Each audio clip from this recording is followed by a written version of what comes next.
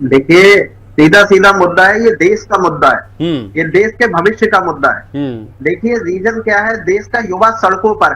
हाँ। वो अपनी मांगे जो है वो मांग रहा है कि बार बार एग्जाम लीक हो रहा है और धर्मेंद्र प्रधान जी ने इस्तीफा क्यों नहीं दिया। पहला क्वेश्चन यही था कि सरकार की नीयत क्या थी।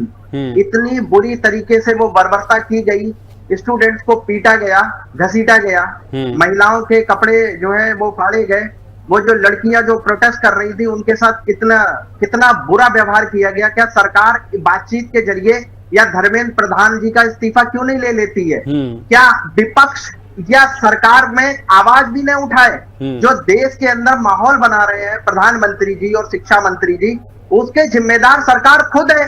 अगर सरकार जाकर के पहले ही बातचीत कर लेती तो आज ये हसरी नहीं होता।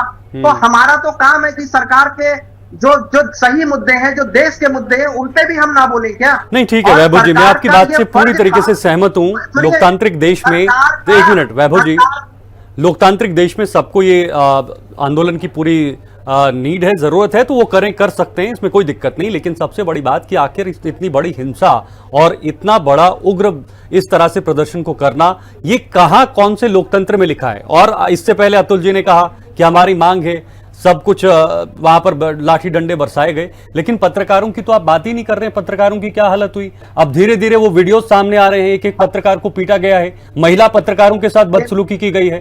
क्या ये वीडियोस भी आपने देखे हैं सर? क्या हालत हुई है वहां पर? ये वही छात्र हैं क्या जिन्होंने पढ़ाई की, जो नीट के पेपर दे रहे थे? एक भी छात्र नहीं। सुबह हमारे संवाददाता ने खुद मौके पर जाकर बातचीत की है, कम से कम 10 से 15 20 छात्रों से बातचीत की है सर। एक भी छात्र उसमें नीट का नहीं है, एक भी छात्र मैं दावे के साथ कह सकता हूं। वैभव जी देखिए, आप एक काम करिए, तो ये सारे छात्र बेचारे पागल हैं जो रोड पे मतलब चल रहे हैं और सरकार के खिलाफ प्रोटेस्ट सर कर रहे हैं। आप डेटा दीजिए, कितने नीट के छात्र इसमें इस आंदोलन में शामिल हैं? डेटा दीजिए मुझे, ऑफिशियल डेटा दीजिए, कितने छात्र पहुंचे इस आंदोलन में जो नीट पेपर में बैठे हुए थे सर, ये बताइए। नहीं, आप आंदोलन को बदनाम करने की कोशिश कर रहे हैं। वो तो सर, जो आंदोलन, जिस आंदोलन में हिंसा होगी, जिस आंदोलन में ऐसे पथराव होगा, पत्थरबाजी होगा, पत्रकारों से के साथ बदसलूकी की जाएगी, तो उस आंदोलन को हम आंदोलन का नाम बिल्कुल भी नहीं देंगे सर।